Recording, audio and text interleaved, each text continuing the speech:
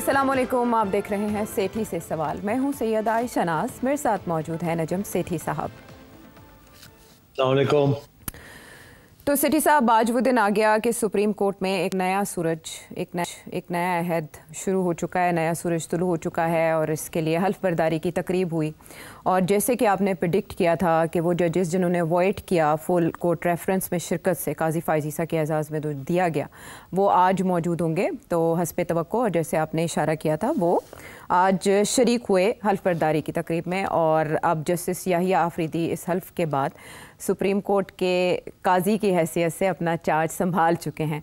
आज उन्होंने जो अहकामात जारी किए और प्रैक्टिस एंड प्रोसीजर कमेटी की जो तश्कील 9 की, वो भी दिलचस्पी की हामिल है। इसके अलावा उन्होंने फुल कोर्ट इजलास तलब कर लिया है, बहुत सी और मीटिंग्स भी उन्होंने तलब की हैं, वो अपनी जगह अहमियत की हामिल हैं और चाहेंगे कि आप उस पर भी तज्जिया करें। लेकिन काबिल गौर बात यह कि तकरीब हल्फ बर्दारी में आज मरीम नवाज साहिबा शरीक थी और इसके अलावा KP के वज़ीर आला थे जो बाकायदा धमकी दे चुके हैं कि आपने अगर सीनियरिटी का एहतराम ना किया और सीनियर मोस्ट को चीफ जस्टिस ना बनाया तो हम एहतजाज करेंगे, धावा बोल देंगे, ये वो, इस तरह के बयानात उनकी तरफ से इब्तिदा में देखने में आए। लेकिन आज जैसे आके पाकिस्तान तहरीक इंसाफ की तरफ से उन्होंने खैर सगाली का पैगाम जस्टिस याहिया आफरीदी को दे दिया। आसिफ अली जरदारी साहब थे जिन्होंने हल्फ लिया। इसके अलावा चेयरमैन सेनेट यूसुफ रज़ा गिलानी साहब थे, फारूक एच नाइक भी हमें दिखाई दिए, फैसल करीम कुंडी बतौर गवर्नर KP शरीक थे। इसके अलावा मुख्तलिफ गवर्नर्स थे, वज़ीर आला थे, बलूचिस्तान की भी नुमाइंदगी थी, इवन कि गिलगित बल्तिस्तान की भी नुमाइंदगी थी। सबसे ज़्यादा जो चीज़ मिसिंग फील हुई, जो बायस हैरत थी मेरे लिए भी और जिन्होंने देखा सब ने ये महसूस किया, आर्मी चीफ भी जिस तकरीब में शरीक हों, दीगर चीफ्स भी शरीक हों, वहाँ वो शख्सियत जिसके सर सहरा बांधा जाए 26वीं आईनी तरमीम का और जिसकी वजह से आज जस्टिस याहिया आफरीदी बने हैं बजाय सीनियर मोस्ट के, बिलावल भुट्टो जरदारी साहब इस तकरीब से गैर हाजिर थे। सिर्फ वही नहीं, वज़ीर आला सिंध मुराद अली शाह जो आज कल्चरल फेस्टिवल की तकरीब में कराची में तो मौजूद थे, लेकिन इस तकरीब में वो नहीं थे। मुझे इसकी वजह नहीं समझ आई, क्या उनकी कोई ख़ास मसरूफियत थी जिसकी वजह से वो इस तकरीब में नहीं आए या कुछ और है? Thank you. मेरा ख्याल है अगर आप रिकॉर्ड चेक करें तो शायद सिंध गवर्नर भी नहीं आए थे। जी जी जी, गवर्नर सिंध भी नहीं आए। सिंध की सिर्फ और सिर्फ अगर आप आसिफ अली जरदारी साहब को कहते हैं बतौर पीपल्स पार्टी के नुमाइंदगी के तौर पर, सिर्फ वो हमें दिखाई दिए, वो भी सदर मुमलिकत हैं, हल्फ उन्होंने लेना था। बिल्कुल सही है। तो इसका मतलब है सिंध की पार्टिसिपेशन नहीं थी। और हालांकि गवर्नर साहब तो फेडरल एजेंट होते हैं, मगर मेरा ख्याल है उन्हें भी इशारा यही किया गया था कि आप भी मत जाएं। तो इसका मतलब है कोई एक पैगाम बिलावल भुट्टो साहब और PPP दे रही है। और वो क्या पैगाम है? वो पैगाम जस्टिस अफरीदी के लिए नहीं है, वो पैगाम हुकूमत के लिए, नून लीग के लिए, आजम तारर साहब के लिए। तो मेरा ख्याल है कि बिलावल भुट्टो की तरफ से एक पैगाम है, नून लीग के लिए है, जस्टिस अफरीदी के लिए नहीं है। वो पैगाम ये है कि बिलावल भुट्टो साहब ने एक तो बयान दिए थे। जी सेठी साहब, बिलावल भुट्टो जरदारी साहब 17 सितंबर को कुछ और कह रहे थे और बहुत पुरयकीन थे, और फिर अमेंडमेंट जब पास हो गई 24 अक्टूबर को एक इंटरव्यू में उन्होंने क्या कहा? जी सेठी साहब, वो समझते थे कि मंसूर अली शाह साहब को ही चीफ जस्टिस बनाना चाहिए, और वो ये समझते थे कि he senior most but also in the presence of the new arrangement, जिससे कॉन्स्टिट्यूशनल बेंचेस जो हैं वो चीफ जस्टिस नहीं बनाएगा, मगर जुडिशल कमीशन है वही फैसला करेगी। तो इसलिए मेरा ख्याल है कि उनका ख्याल था कि वो जो खतरा है जस्टिस मंसूर से वो टुल जाएगा और दूसरी चीज़ के सीनियर मोस्ट ही बन जाएंगे। और वैसे भी बड़े प्रोग्रेसिव और लिबरल किस्म के जज थे वो, और इसीलिए उन्होंने जस्टिस काजीसा की भी बड़ी तारीफ की थी, बिकॉज वो भी एक लिबरल और एनलाइटेंड जज थे। मेरा ख्याल है कि बिलावल भुट्टो साहब की बस चलती तो शायद काजी फायजीसा साहब ही चीफ जस्टिस रहते, अगर वो नहीं तो मंसूर अली शाह साहब। मगर नून लीग ने और उनके साथियों ने यही फैसला किया कि अब हम कोई रिस्क नहीं ले सकते, तो इसलिए मेरा ख्याल मंसूर को नहीं बनाया उन्होंने, और वो भी इसलिए नाराज होकर चले गए हैं और इतना सख्त खत भी लिख के गए हैं। अच्छा, इसीलिए मैंने कल कहा था कि मेरी उम्मीद है कि आगे मसले नहीं बनेंगे, मगर चांसेस हाँ कि मसले आगे बनेंगे और चलते रहेंगे। अगर ये डिसिडेंट जजेस जो हैं ये सीधे राह पे नहीं आते और जो राइटिंग ऑन द वॉल है उसको नहीं पहचानते। तो फिर याहिया अफरीदी के लिए भी बड़ा मसले बनेंगे।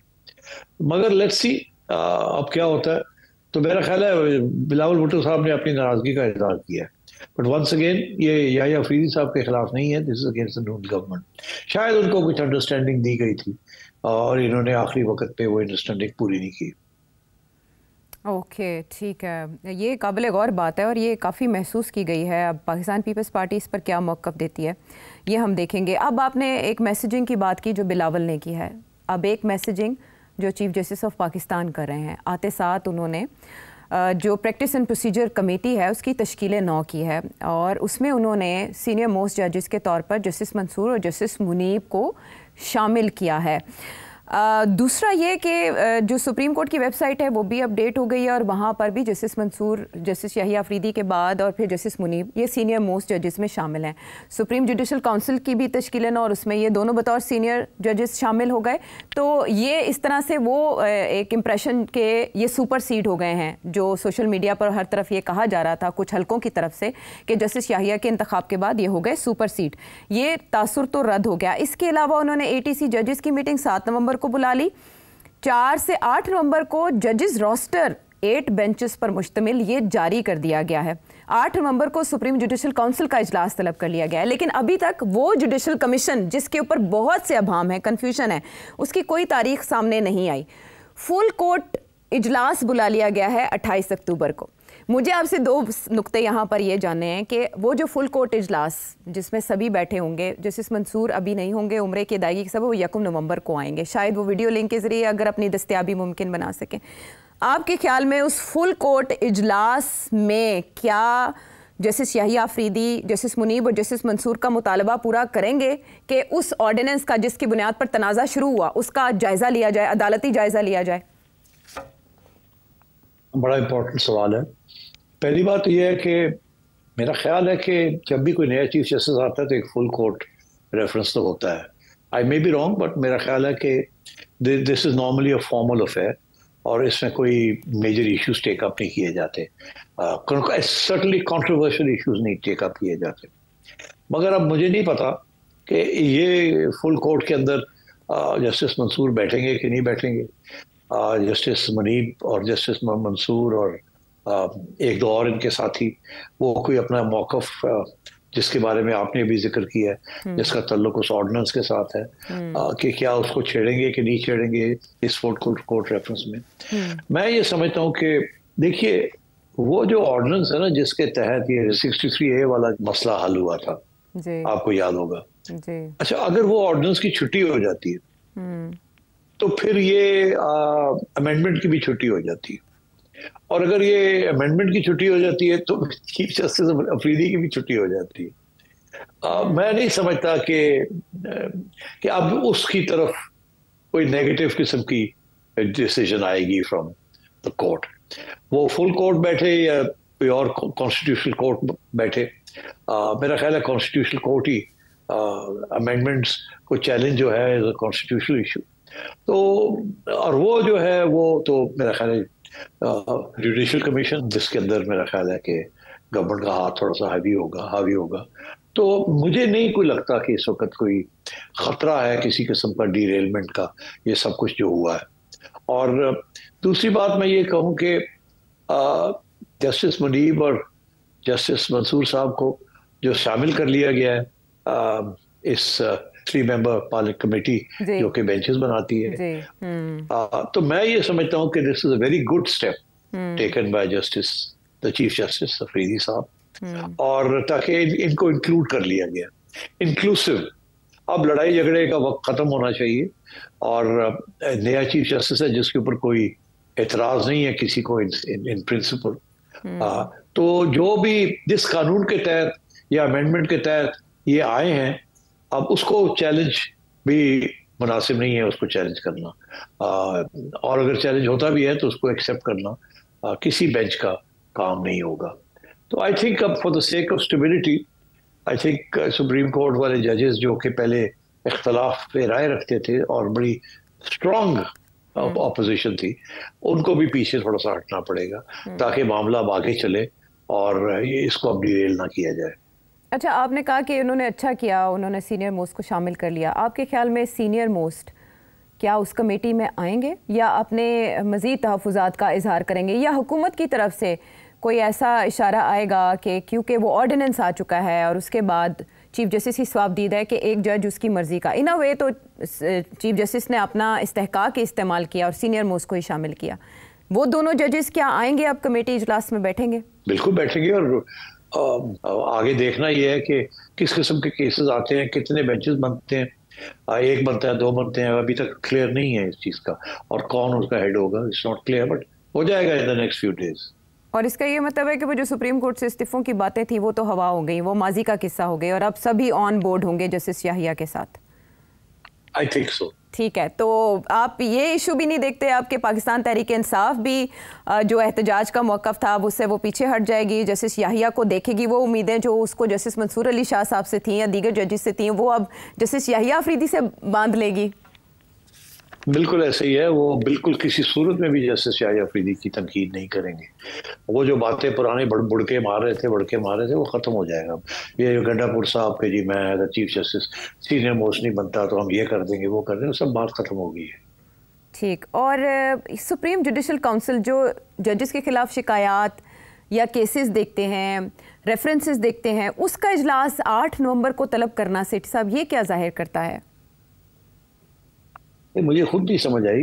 मेरा ख्याल है कि ये these are all formal steps. शुरू में जिस चीज़ के चीफ जस्टिस साहब सरबराह हैं वो उनकी मीटिंग्स, और डोंट फॉरगेट उसमें भी बहुत से केसेस पड़े हुए, पुराने केसेस भी हैं। तो मेरे ख्याल है एक रिव्यू के लिए सारे बैठेंगे। शुरू में तो यही होता है कि पहली मीटिंग जो होती है हर कमेटी की, उसके अंदर रिव्यू किया जाता है, क्या मामले रह गए हैं, किन के ऊपर बात करनी है, किन के ऊपर नहीं करनी, आगे कैसे जाना है, क्या करना है, रिकॉर्ड क्या शो करता है। तो मेरा ख्याल है ये पहली meetings of all these not going to take any major decisions, they are all going to be reviewing the cases. अच्छा सेठ साहब, जैसे आज एक बड़ा अच्छा जेस्चर गया सभी सूबों की तरफ से, फिर हमने डिफरेंट चीफ्स देखे, आर्मी चीफ देखे उस तकरीब में, क्या ये अच्छा होता कि वो याहिया अफरीदी जिन्होंने बाकायदा साबिक चीफ जस्टिस के एजाज़ में ज़ोहराना दिया मिलकर सब जजेस के साथ, आज काजी फ़ाइज़ ईसा साहब भी उनकी हल्फबरदारी में शरीक होकर एक अच्छा मैसेज कन्वे करते हैं, उसके बजाय उनकी लंदन रवानगी की ख़बरें हैं और वहाँ जिस तकरीब में उन्हें मदऊ किया गया है वो 29 अक्टूबर को है, आज 26 अक्टूबर है। चीफ जस्टिस इंतज़ार कर सकते थे, साबिका चीफ जस्टिस कर सकते थे, जैसे मंसूर अली शाह साहब खत ना लिखते और चले जाते उम्रा करने के लिए, अपनी नाराज़गी का इजहार करने के लिए, मगर उन्होंने भी खत लिखा और फिर चले गए जिसकी ज़रूरत नहीं थी।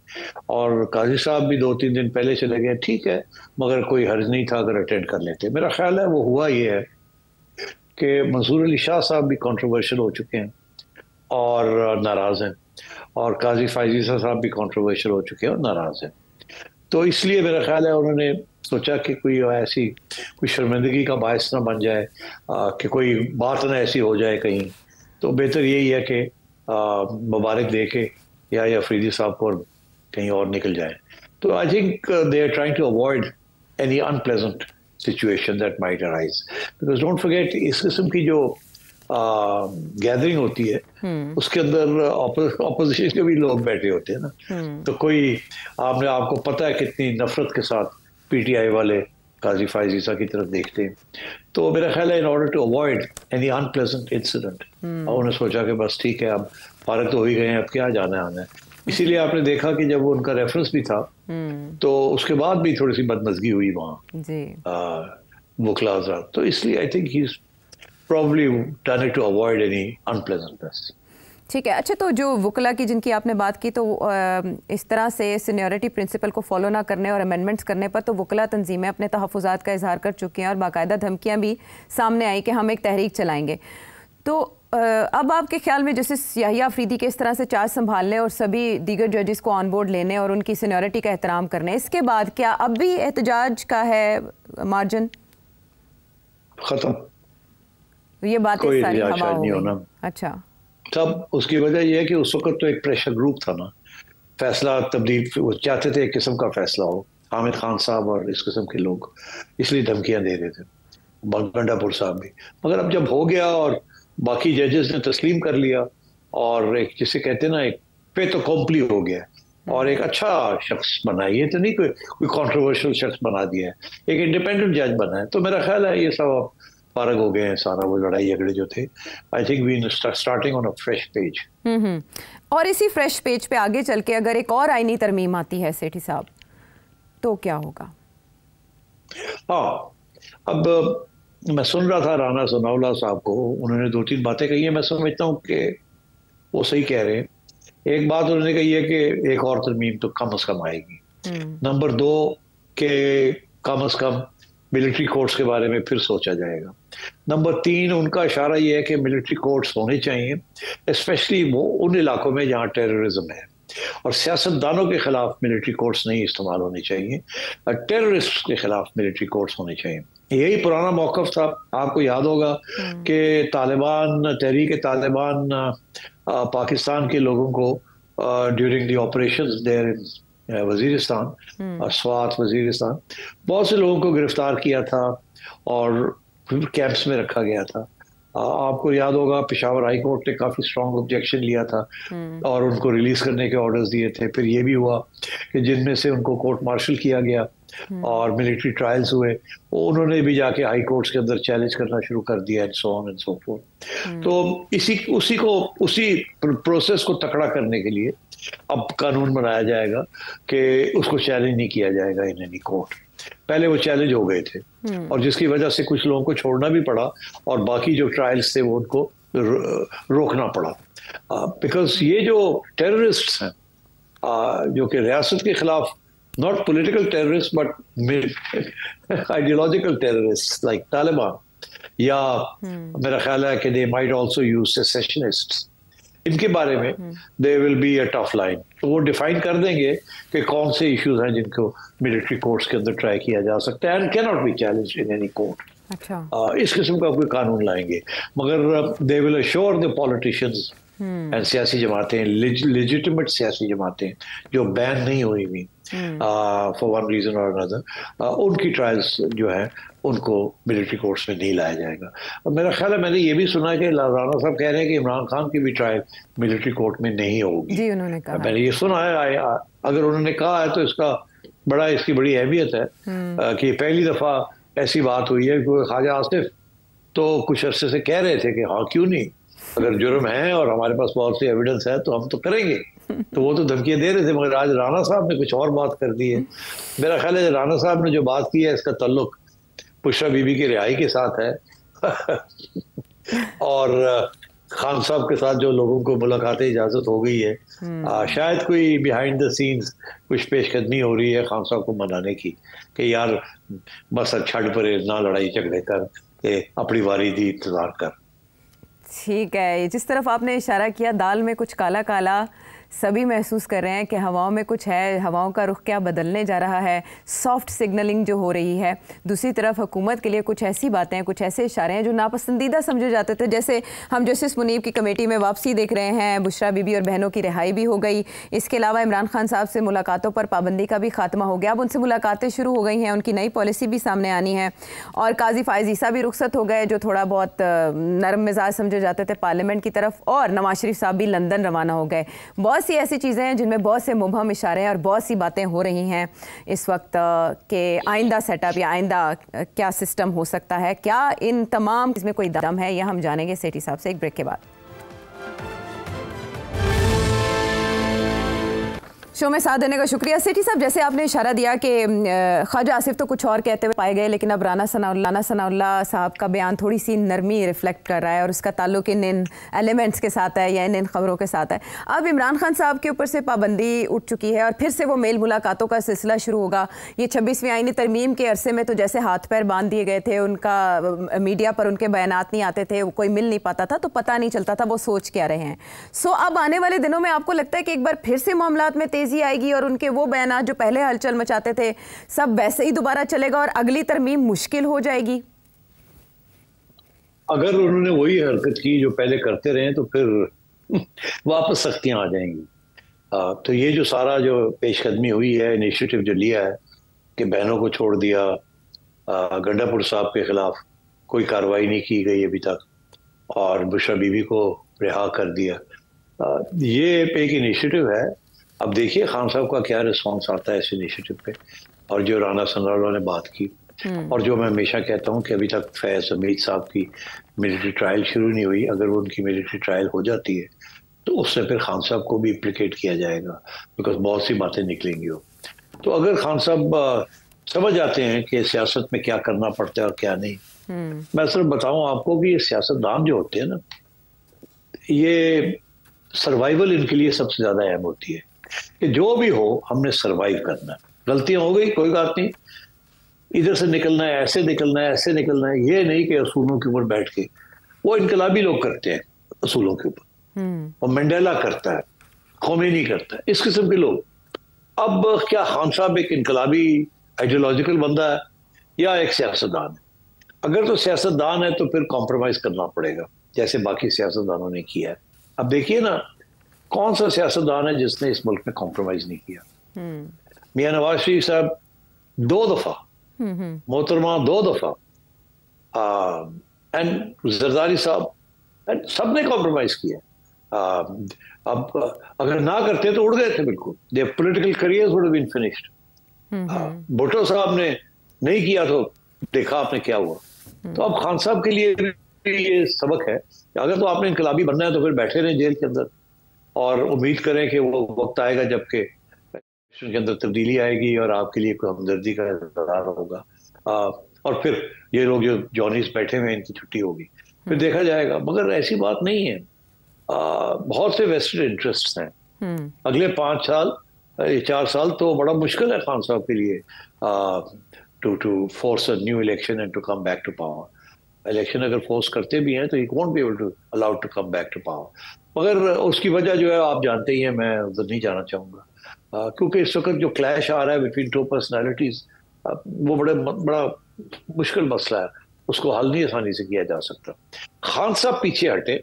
अब जैसे जुडिशरी के अंदर हल निकाल ही लिया है ना, अगर मंसूर अली शाह बन जाते विदाउट द अमेंडमेंट तो मसले बनने थे ना, जिस किस्म की रवैया उन्होंने और उनके साथियों ने किया हुआ था।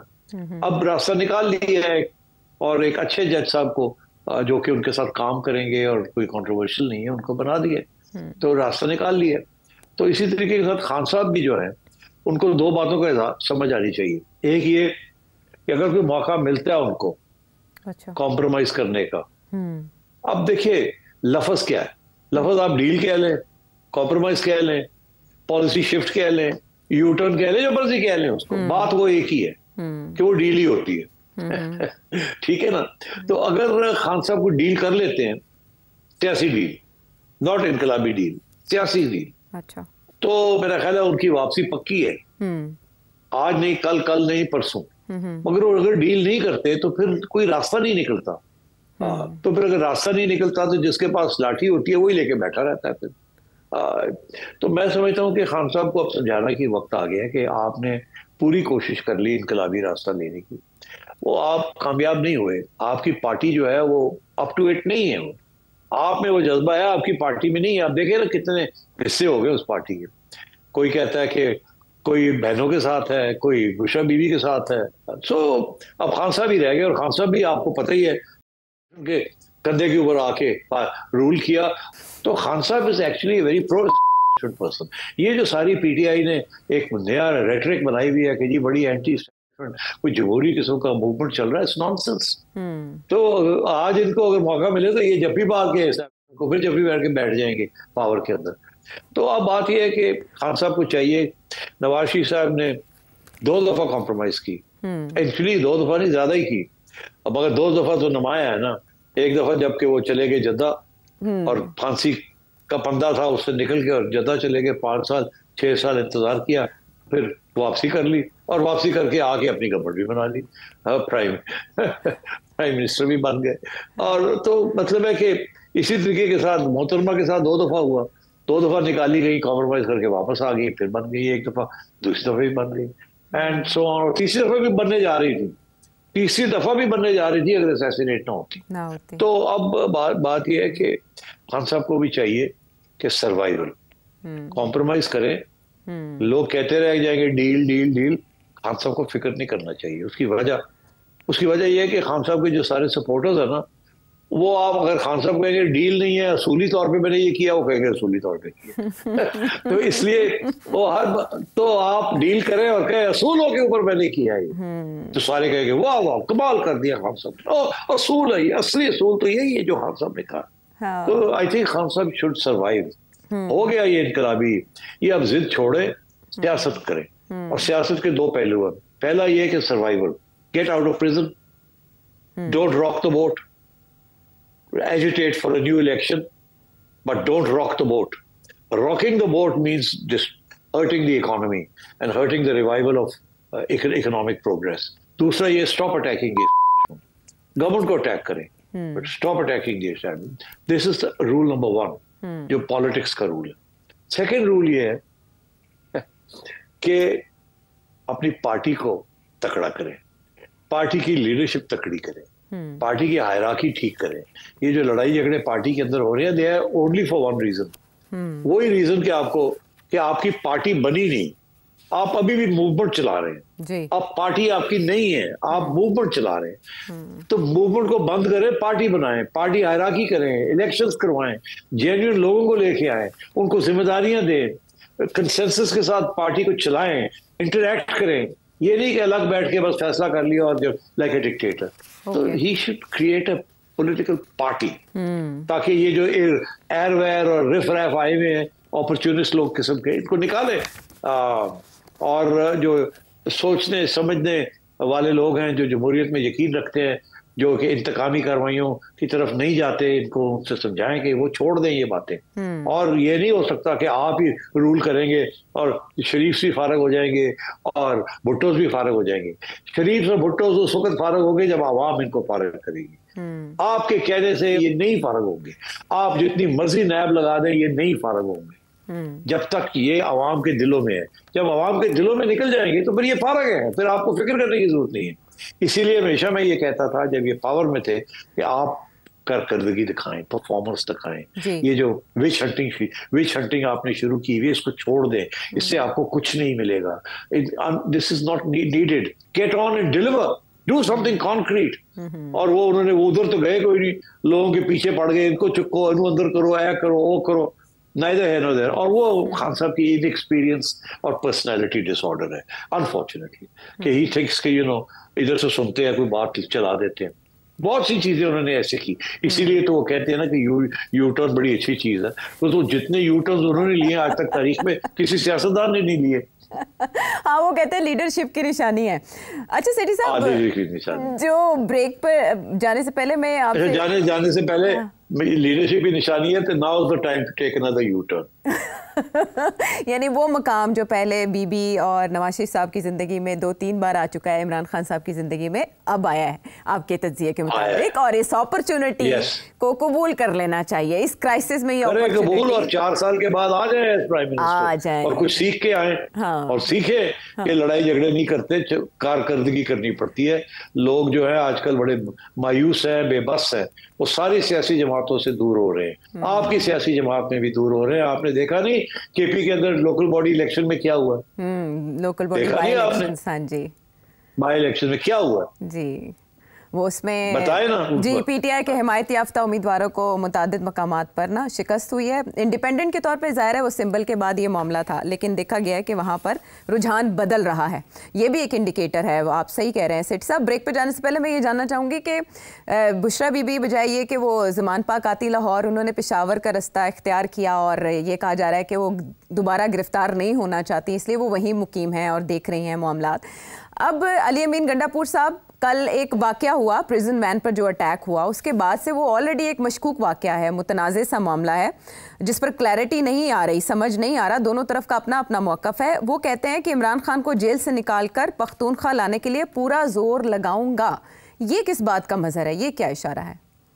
देखिए, मैं आपको एक बात बताऊँ, ये जो बुशरा बीबी ने फैसला किया ना कि वो बनी गाला में नहीं रहेंगी और वो केपी में रहेंगी, वो ठीक है, केपी में रहेंगी, मगर अगर उनका ये ख्याल है कि वहाँ वो सेफ है, वहाँ उनको गिरफ्तार नहीं किया जा सकता, अगर ये चाहे कि उनको गिरफ्तार करना है फिर टाइट करना है, तो ये उनकी गलत फहमी है।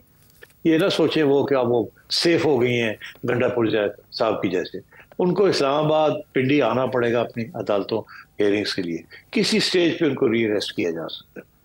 वो अभी जाके बैठे वहाँ केपी में, बेस्ट गुड, अच्छी बात है, क्योंकि मेटापुर साहब वहाँ हैं और वहाँ से कॉमन स्ट्रेटजी बना के they can go and see Imran Khan and so on.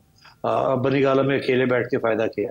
Best यही है कि जो साहब इमरान खान के करीब है उनके साथ ही जाके बैठा जाए और वहीं बैठ के जॉइंट स्ट्रेटजी बनाई जाए। मैंने पहले भी अर्ज किया कि ये दोनों ने जॉइंट प्रेस स्ट्रेटजी बनानी है और ये दोनों जाएंगे, दोनों के लेट्स से कि दोनों की अंडरस्टैंडिंग यही है कि we are free so that we can go and convince Imran Khan. ठीक। और अब कल जब इमरान खान साहब की रूनुमाई होगी आफ्टर सो मैनी डेज, अदालत पेशी के मौके पर मुलाकातें भी उनसे शुरू हो चुकी हैं और फिर केसेस की समाअत में जब वो मीडिया से बात करेंगे, सहाफ़ियों से बात करेंगे, तो फिर भी पता चलेगा वही पॉलिसी शिफ्ट है, यू टर्न है, मौक़िफ़ की तब्दीली है या क्या है। बहुत से नाम हैं लेकिन बात एक ही है, देखना यह है कि रास्ता वो क्या इख्तियार करते हैं। हम वापस आते हैं।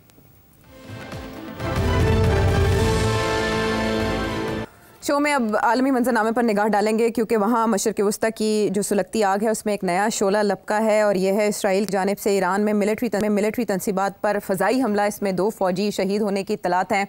ईरान का ये दावा है कि उसने हमले नाकाम बनाए हैं। लेकिन सेठी साहब, इसमें ये पहलू बहुत मेंशन किया जा रहा है कि इसराइल ने ये मोहतात रद्द-ए-अमल दिया है और जो अमेरिका की तलकीन थी इसराइल को, उसको मलहूज़े खातिर रखा है कि बजाय ये कि न्यूक्लियर फैसिलिटीज़ या ऑयल फैसिलिटीज़ के मिलिट्री फैसिलिटीज़ को टारगेट किया और वो भी जहाँ वो वेपन्स थे या वो मिसाइल्स थे जो इजराइल पर अटैक के लिए इस्तेमाल होते थे।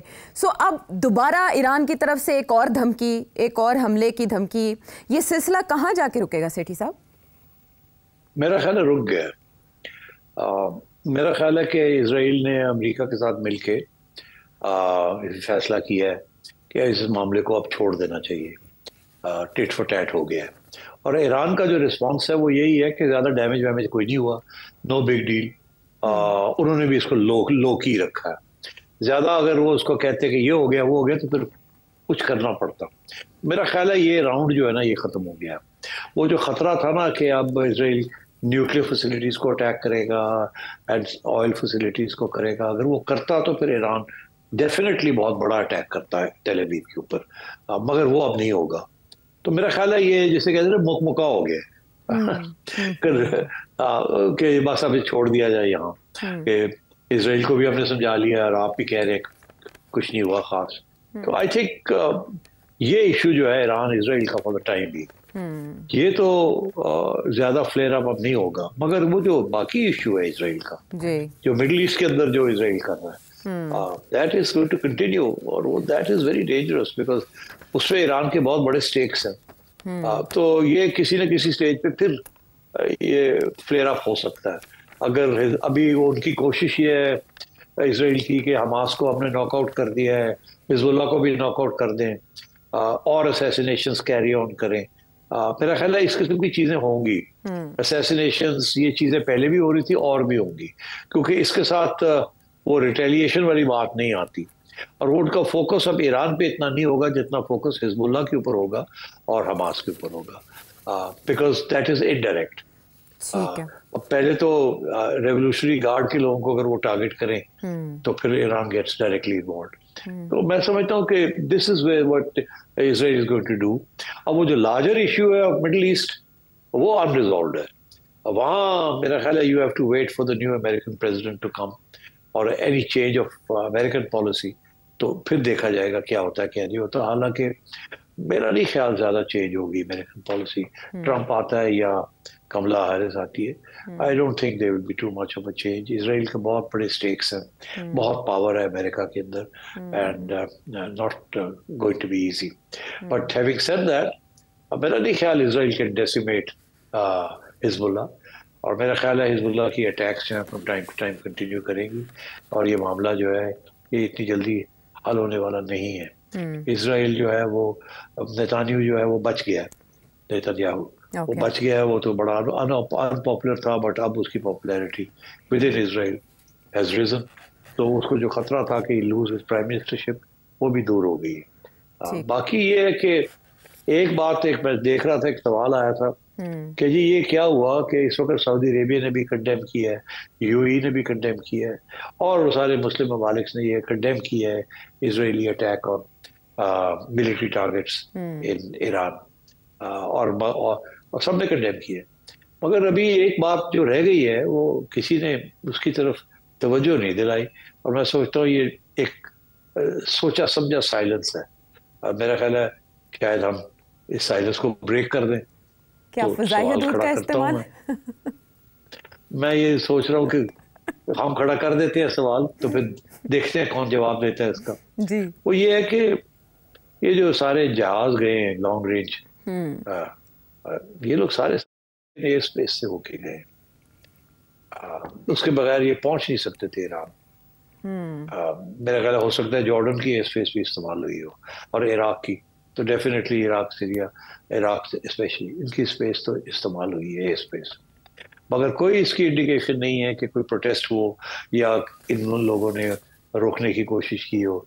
तो लगता है ऐसे है कि इनको भी बता दिया गया था कि आप जा रहे हैं, चुप करके बैठे रहो, आपके पास अमेरिकन वेपन्स हैं, you can not use them against Israel, so keep quiet. तो मैं देखा है कि अमेरिकन मीडिया ने भी ये बात नहीं छेड़ी कि यार ये कैसे ओवरफ्लाई करके चले गए हैं, इससे ज्यादा मुनासिब नहीं बात करनी। ठीक है, इन अ वे खुफिया सफारतकारी की गई है और अमेरिका ने मिलकर के इज्जत बची रहे और काम भी हो जाए।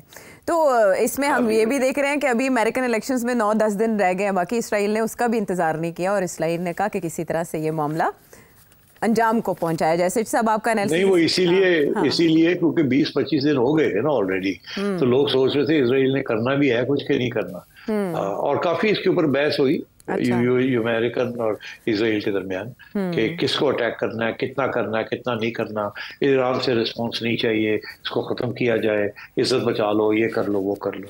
So I think that's why it took 20 days or so. अब I don't expect anything more. अब now let's focus on the American election. तो मुकामी आलमी मामलात तक आपने सेठ साहब का तजिया जाना। आपके सवालात हमारे पास अब भी मौजूद हैं, लेकिन वक्त की किल्लत के सबब आपसे चाहते हैं माजरत। आने वाले हफ्ते आपके सवालों को शामिल करने की भरपूर कोशिश करेंगे। अगले हफ्ते तक हमें इजाज़त दें।